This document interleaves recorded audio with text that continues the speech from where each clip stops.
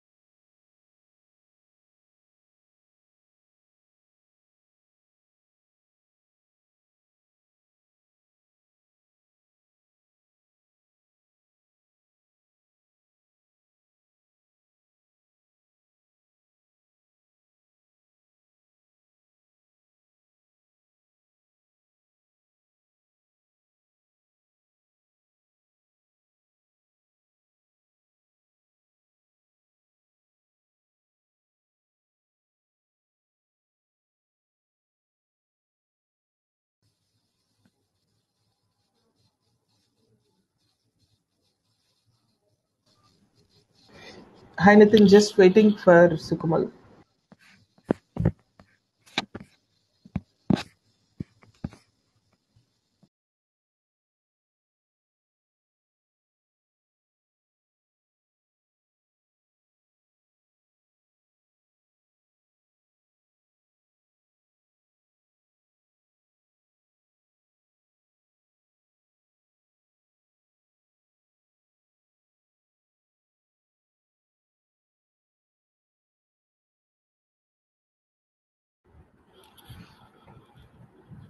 Perfect. Hello Sukumal. Hi Nitin. I think you're on mute, Sukumal. Yeah, I know. Sorry for that. Hi, Ravi. Hi, Nitin. Hey guys. Sorry, do you guys see Nitin? me? I don't see it Not yet. actually. Somehow, I don't know what's the issue, right? So the video is on, but I didn't see. Okay, let me try. Yeah. Okay. Let's just try once more.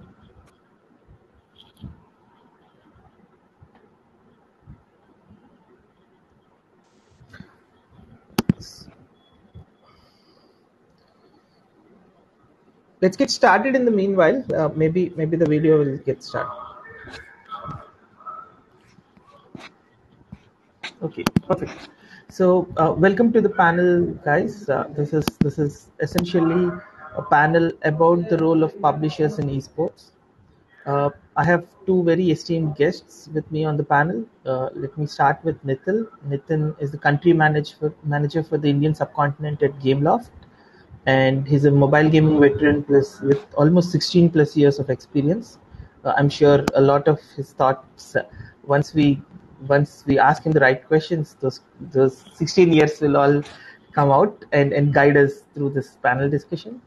Uh, and we also have Sukamal. Sukamal's been in the industry for almost 13 plus years, working with gaming startups, mobile platforms, and he specializes in go-to-market strategy and growth. He's currently the publishing head at Riot Games, overlooking the portfolio of games in South Asia with a very special focus on esports. So that is what we are going to focus on for today. Just to get started, I think we'll let the speakers give a small intro of their connection with games and esports in their own words. Maybe you can start off first, Sukumal. Thank you, Ravi. And hi, Nitin. Pleasure having you guys on board and having a chat about esports, right? I actually started as a competitive player back in college, right? So that was the time I'm talking about the late 90s and early 2000s, when the whole concept of esports was not really there, right? So we were just having fun, organizing LAN events, and of course having part of being part of not organizations but something called clans, right? So that's pretty much how our journey started. At least I'm sure that we will understand as well. So we were the first wave of competitive players in India, and we kind of had an interesting journey over the last 20 years or so in terms of seeing how this whole journey of esports have been developing, and we have seen it going from scrambling at cyber cafes trying to find a seat to play a tournament, for 100 rupees to seeing like these mega events which have like the production that the quality of like an IPL show with the prize money to boot, right? And that was, I mean, like I've seen the entire journey, and I'm so happy to be able to join the industry and bring some of the experiences which we never had as gamers or competitive gamers back in the days.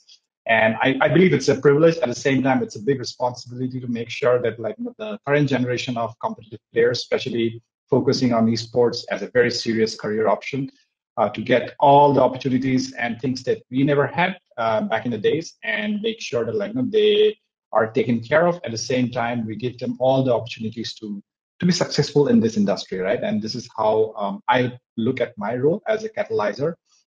And I'm super excited to be part of this amazing journey that is happening in India right now, both on mobile as well as lately PC as well. So we are showing that it's not just mobile that does well in India. We can have enough success if we put in the right amount of efforts in publishing and creating that environment where people can be not just enjoy the game casually, but also competitive player. So that has been my journey and my responsibility, and I'm super happy to be to elaborate more on that later in the chat. Got it. Perfect. So over to you, Nitin. Could you speak a few words about your journey in games and esports, if any? Thanks, Ravi, and pleasure being here. Sorry, my camera don't seem to be working. My apologies for that. I don't know what has suddenly happened across. But yeah, coming back. We can see you, Nitin. We can see your lovely face. Okay, awesome. Thank you. Right, so yes, coming back to the gaming space, right? So I would say my initiation into gaming hasn't been so early as it has been with the Sukumo. I said I had been all through my early during my childhood days. Like so, it was more like the outdoor games I was involved into. But yeah, back then in 2009, I got an opportunity to work for the EA, and that's where my association with gaming industry started. And over the last 12 years, I have been looking into the developments which has happened primarily on the mobile gaming side, I would say, which has been, I would say, the most defining decade from the mobile gaming perspective, the way it has actually evolved over the last decade. From the period when we used to actually have the entire ecosystem being pivoted across the carriers and the OEMs to the period when it actually evolved into a highly disrupted environment wherein you had more democratized environment of content being available and being discovered across through the platforms that the Google and the Apple offered. Which resulted in significant growth of the gaming industry from virtually nothing to $100 billion, which is bigger than what the console and the PC as an industry exists today. So which makes it pretty heartening all through, right? So the last decade to see and being the part of this particular industry. The evolution with respect to the gaming, I would say on the mobile side, there had been a lot of disruptions in terms of the monetization, right? So from the days when we used to have only the paper license kind of like a business monetization opportunities to the period when you had new monetization mediums in terms of premium, freemium, all being experimented and eventually evolving into the freemium medium, which actually really flourished in the space. To the period wherein we are actually now looking at newer ways of monetization, and esports is definitely an area that is an significant interest to us at Gameloft with some of our titles, and we see a huge opportunity to build across not just the monetization element of it, but also to build a lot of loyal users and engagement across with our audiences. To bring in best of the gaming experience to them. Got it, Nitin. So I think Sukamal had a small glitch. He's joining soon. So let me move on to the next question, which is more pertaining to how your firm at Gameloft has seen the rise of esports globally, and anything specific in India, any events or anything that you have tried out globally that uh, and any observations that you have from those events and so on. And sure, it's basically, I would say, like esports is an area which we are still trying to build across our operations. Across, I would say, primarily the games that we have were not the esports first, and we are just trying to identify a way to retrofit the esports element inside our games. With S4 being the most prominent title that we are looking at. And the value that we see with the asphalt is basically it's a game which can have a larger addressable market, right? So wherein like you can have not just the professional gamers, but also the amateurs who can actually participate and enjoy the experience of arcade racing. And we have tied up with ESL globally, right? So wherein we do events along with ESL, and this I would say is more like a learning curve for us over the last 2 years through that particular experience that we have been working with ESL. Besides, we have been doing a lot of localized brand partnerships in individual markets, wherein we can actually enable the esports branded activations inside the game, which are more native for the brands to benefit on their side. And those have been some of the most successful means of monetization, I would say, which have actually generated sizable revenues for us. And we look forward to building onto it going forward in future. Got it. So, Sukamal, just wanted to understand your and your firm, Riot's experience with esports globally, and how you have seen it rise in India as well. Yeah, absolutely. Thank you so much. I think I dropped off for some time, so I'm going to probably start from fresh, right? So yes, Riot globally is also an esports company, right? So we are one of the few publishers that take esports very seriously, and till some time back, esports and publishing were intertwined, right? So esports was always a way for us to bring our experiences back to players. Both from a, let's say, competitive perspective, as well as for people who have played the game but are now want to experience the competitive part of it as viewers, right? So that was the initial thought behind our esports.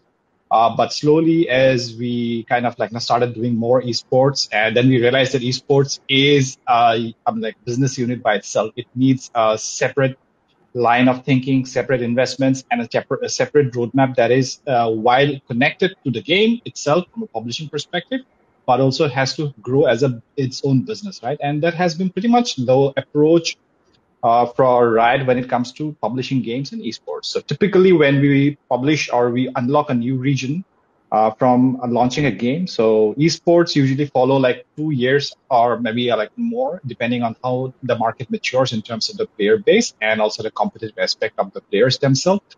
So that was it was the normal strategy for new markets. But India changed that narrative where we were knocking on the doors. I mean, right from day one when Valorant was dropped, yes, we did publish the game. We did have servers which made the experience better, but a lot of things were untested, right? Do we have competitive landscape in the grassroots part, or do we have enough people who can watch esports, or are there enough elite teams who can match elite teams who already are exposed to esports at that highest level, right? So all those things were tests in 2021 this year, and so we were always knocking on the back door. I mean, so we were saying hey, we are here, we are a force.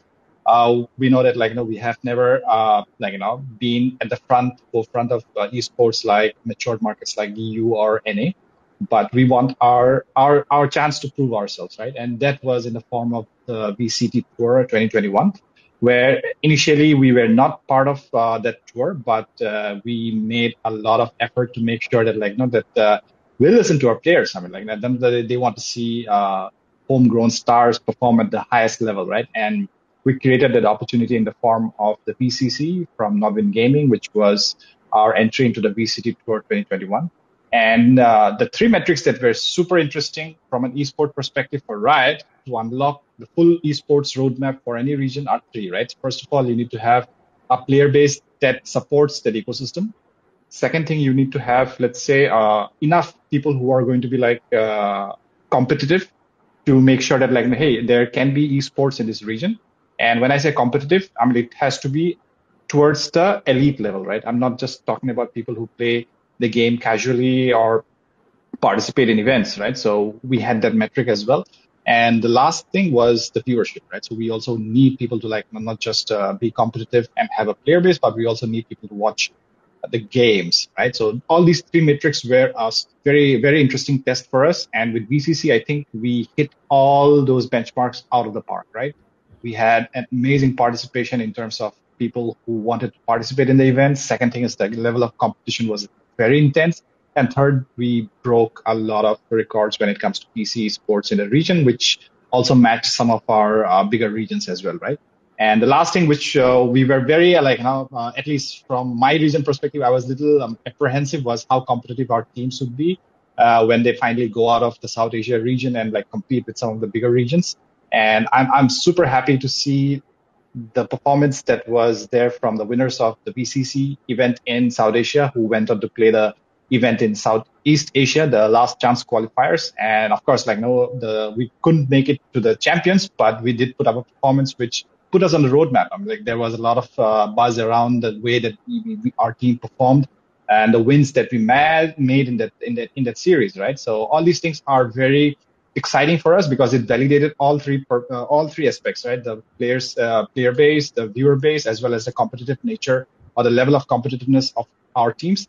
And 2022 is going to be super exciting. I cannot share a lot of details, but let's say that I am super hyped to see what we are planning. And I think our players in the region should be very excited. And like I said, Christmas will definitely come early this year.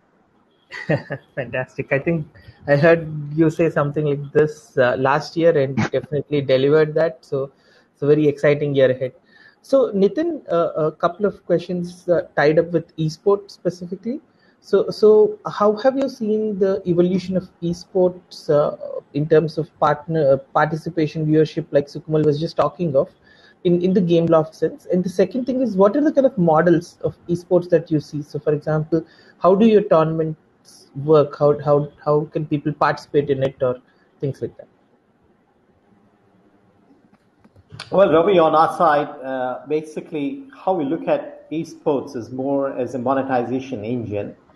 It's a product which we believe has a significant potential with respect to the brand's exposure. And this is where we look at the partnerships wherein we identify certain brands whose objectives can be well achieved through the esports activation that we do. Because the esports activation inside our titles is more of like native integration that we do inside the game with a lot of branding opportunities for the clients as we conduct these activations on our side. And this is what we had been constantly looking at in terms of identifying opportunities with brands and having them sponsor those events, and we customize those events inside the game.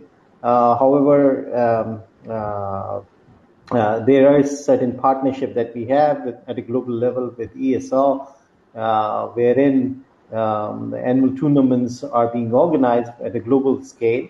But more at the local scale, we are looking at as case-to-case brand partnership opportunities to bring across the esports activation inside our games.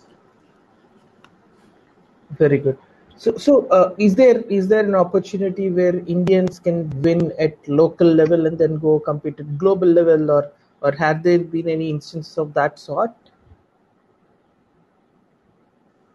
I'm sorry, can you repeat that? Nitin? Sorry, can you repeat that? So has there been any instance of Indian players performing really well, representing at the global rounds or something like that? I would say they had been. I recall one instance, right? So it's not that there have been like too many instances on our side, but there had been one instance wherein, in one of the global activations that we had done, a player from India had been the finalist, and we flew him to the Barcelona where the finals were organized at Nice. the S49 studios. So yeah, that's where we always see, right? So even with respect to the kind of activations that we do, the performance of the Indian players has been reasonably good, comparable to the players in the Western markets. Brilliant, brilliant. So I think this is something that a lot of the audience might not have known, and they would love the fact that a asphalt champion from India was able to go represent in the world level at Barcelona and so on. Right, that's an amazing story for the wannabe racing aspirants. So Sukamal, the same question to you, right? I think you just briefly touched on how PC was also a pleasant surprise, or maybe expected, because it's Riot Games. But fundamentally, can you tell us a little about how there are different models? I think League of Legends has its own leagues abroad, right? I mean, some of the bigger geographies. Then how do you look at PC esports? How do you look at mobile esports? Are they similar? Are they different?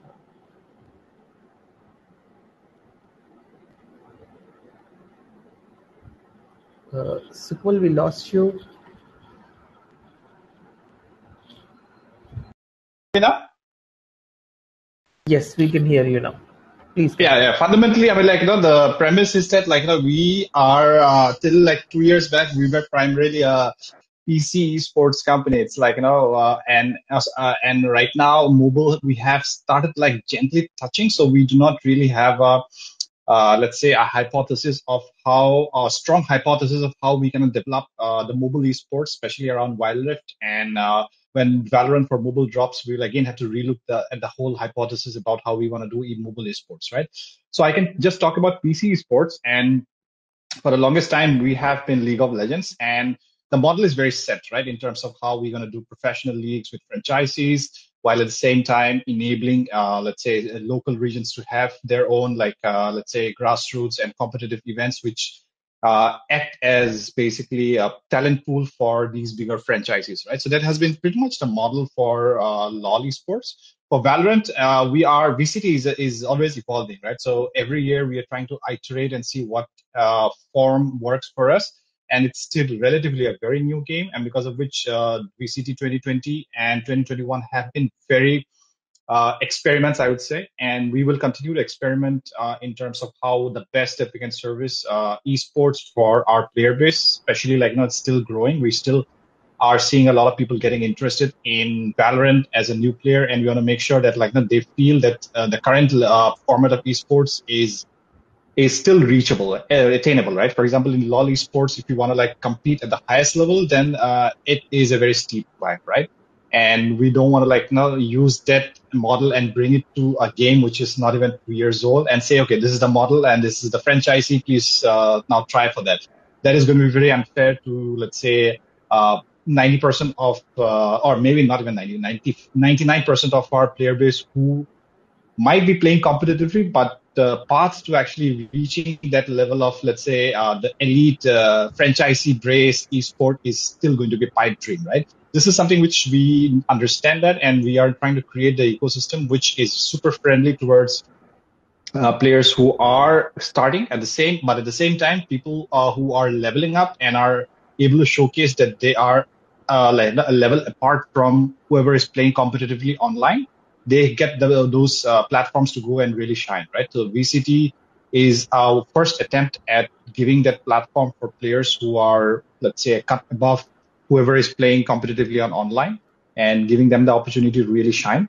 And we will continue with the same format for 2022 as well. And once we have, let's say, understood what is the next level of expectations as far as PC Valorant esports is concerned, and then we will try to see how we can evolve this, because the current format of the VCT tour, while it's very friendly for, let's say, for new players or new competitive players, the whole business model around esports for Valorant will evolve, and we should be able to take a stock of how things have progressed, both in terms of our player base as well as how the products are being accepted competitive products globally. And then we will definitely go back and iterate on Valorant Esports, right? And mobile, like I said, we are just gently touching our fingers in mobile, and we are still publishing those games, right? So having let's say a product which is competitive and esports driven for our mobile products is still very early, I would say.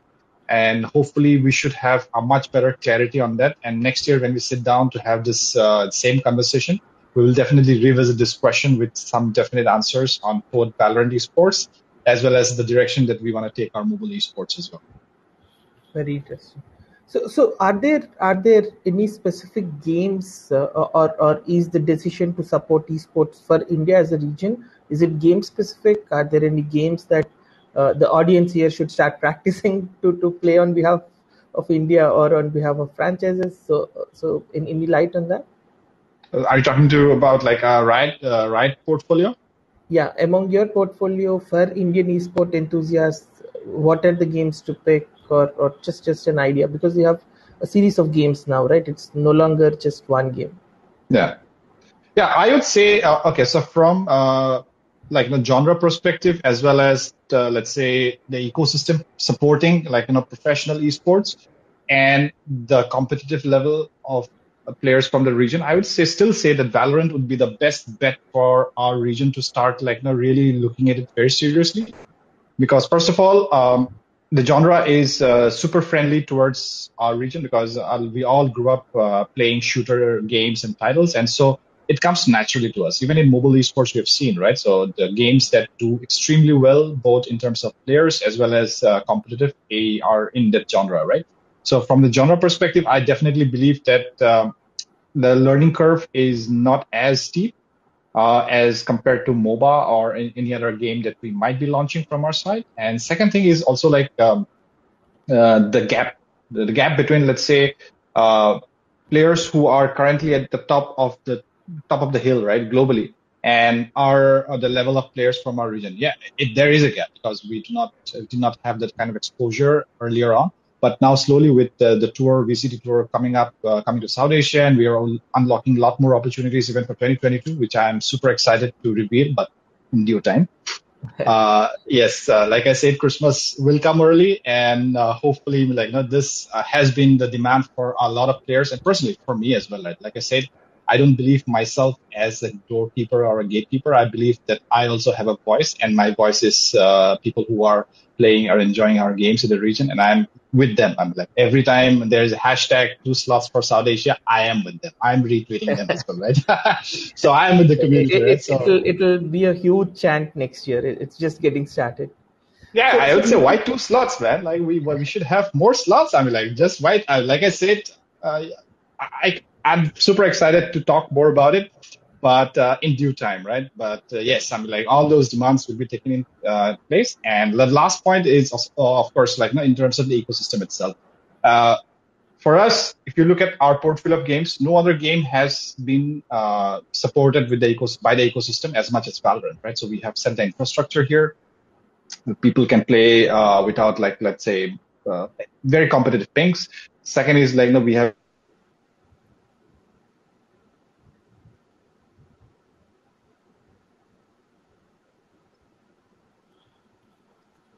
Sukamal, we lost you again.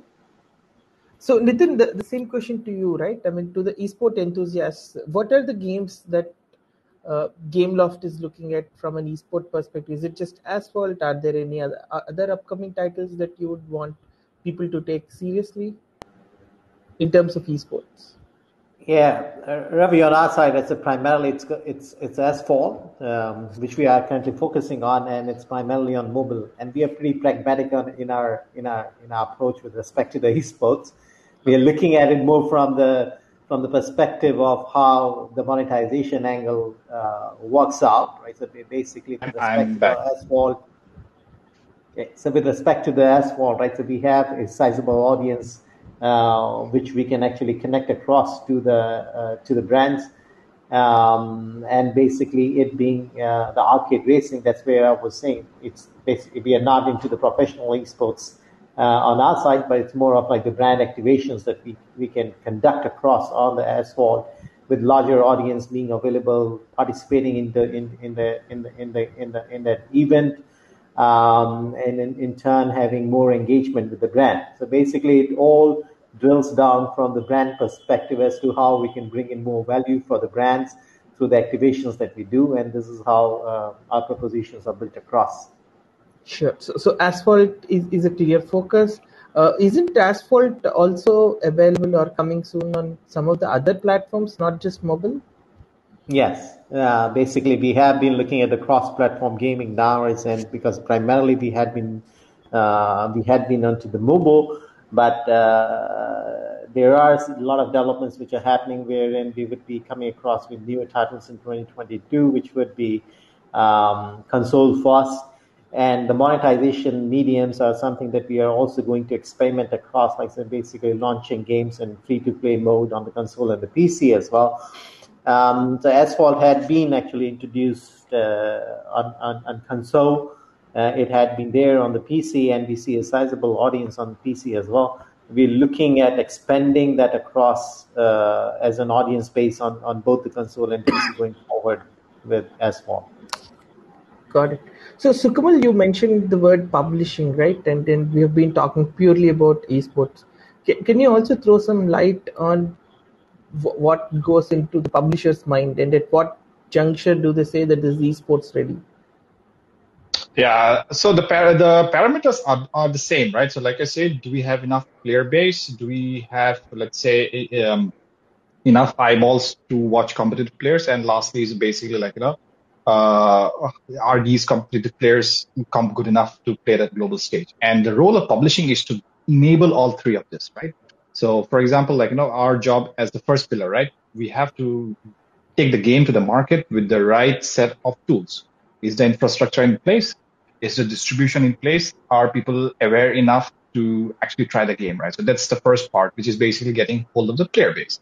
Second part is basically like, trying to see are there enough, let's say, players who can be good. So that basically means we need to unlock grassroots and activations for competitive as a publisher. So esports is sitting at the top. So they do not do anything below that, right? Which is basically like creating those competitive roadmaps for grassroots and with partners, right? So that's also the responsibility of partners, for publishers, or as a publishing team with Riot, to enable those partners and to build those experiences by which you're able to create a scene of competitive environment in the market, right? So you have acquired the players with your marketing and publishing and infrastructure. Then you have unlocked tournaments and activations for competitive with your partners. And now the last thing that you need to do is to deliver on eyeballs, right? For example, we also have to bring in our players to come and watch their favorite players compete. And that's also publishing, right? So we have to publish the whole marketing around esports. For example, if the esports team say, hey, we're going to do an event for your region, we're going to give you a slot. This is how we're going to do the broadcast. So it's up to the publishing team to go ahead and really tell your players, like, hey, this is the broadcast time. This is why you should watch the broadcast because of your favorite champs playing the game. This is also what you stand to engage with people who are, let's say, casters, fans, talk about it, build the hype, right? And so this is what publishing does. For India, the overlap is very strong because right now we do not have a dedicated esports team, right? So the whole responsibility of even delivering esports is on the publishing team, which is my jurisdiction or my area of expertise. So you can say I'm wearing two hats at the same time. And hopefully they look good. Got it. So one last question with regards to the esports ecosystem. As we all know, it's not just the tournaments, not just the players, not just the publishers encouraging that. A huge thing that's come up is the influencer and the live sessions kind of ecosystem. So maybe I'll start with you, Sukamal. What do you think of the whole momentum around esport influencers?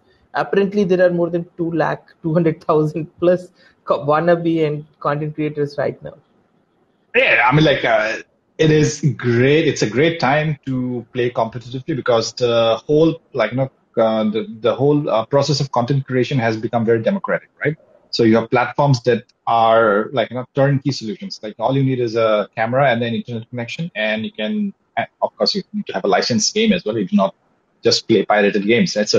And you're good to go, right? So you have the camera, you have the internet connection, and you have a game on your PC or your mobile, and you are going live with that.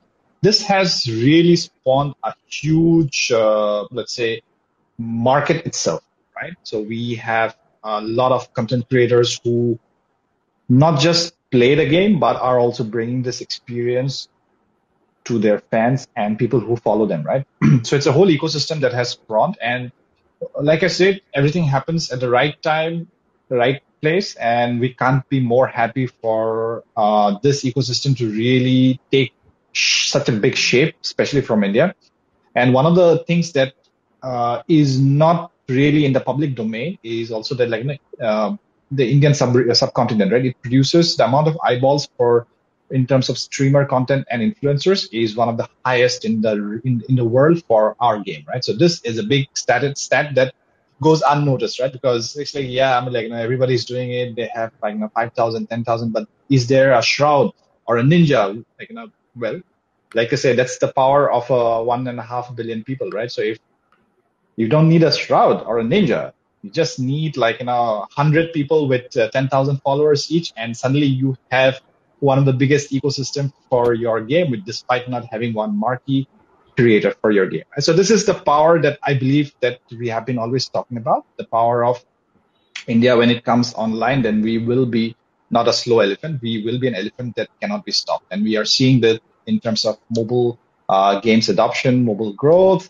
PC as well, and now with creators, right? So this is one stat that goes unnoticed, and I believe it's high time that we bring this to the notice of, let's say, publishers, other publishers, and brands as well, where they should understand that, like, that this is not a small voice anymore, right? So when I say that despite us not being a, let's say, premier Valorant region, we still deliver some of the biggest volume of views for Valorant content on YouTube, right? So this is a big testament to that ecosystem. And I believe that this is one step that we should talk about more, publicize more, and definitely, like, bring the goodies back to our creators who have supported us.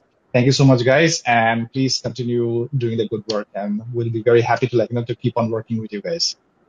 Absolutely. So, Nitin, any thoughts on how the esports influencer market or influencer ecosystem is shaping up? Have there been any influencers who are streaming Asphalt? Any experience of that sort?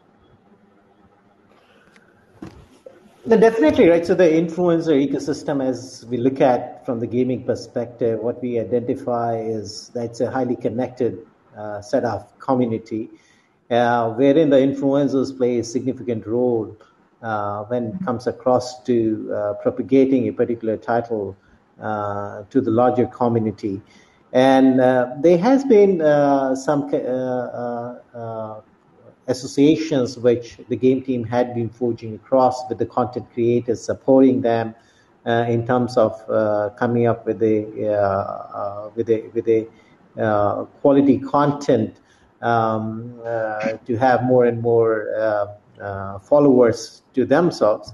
More so, I would say, from the European and the North American market perspective, but not so much with respect to the Indian market perspective. However, it's a fact of the matter that India contributes the highest downloads and the highest DAUs and MAUs for us globally.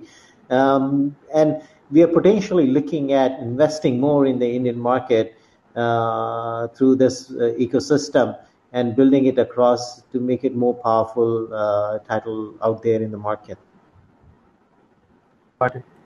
Perfect. So, guys, I think there's only one question, which is something that Silkumal, I think, is going to give us before Christmas. So I would not push him to answer that right away. But it's been wonderful talking to you, gentlemen. I think if there are no other I can take the question. We are hoping there might be questions, but I think we have given them a clear enough picture that there are no questions per se till here. Gotcha. Yeah. So I think it's been wonderful talking to you both, and we were looking for a very exciting next year. There are some of the other sessions, so I'm trying to avoid those questions which are more pertinent to some of the other panels. This is the first year that IGDC has a full esports track. We have close to 9 sessions now, and we are going to grow this bigger and bigger year on year. Thank you again, Sukumal. Thank you again, Nitin. Have a great rest of the day. And yep. Thanks. Good day. Can Thanks, I Ravi. make one Thanks, everyone. Yeah, please. last message? So yeah, I did say that Christmas will come early, but I can give a date as well. So 13th of December, hopefully we should be able to like reveal our details about PCT 2022. And immediately after that, we should be able to like now reveal the South Asia tour as well. And I think it is going to be very exciting. And I mean, like not just the news. I think the whole circuit will start very early for us as well, South Asia. So I think if you are a competitive Valorant player, please don't take the holidays lightly. I mean, like it's high time you put in the effort because you will have opportunities very early in the year. Perfect. Got it. Okay, guys. Then have a great rest of the day. Bye. Thank you. Thank you.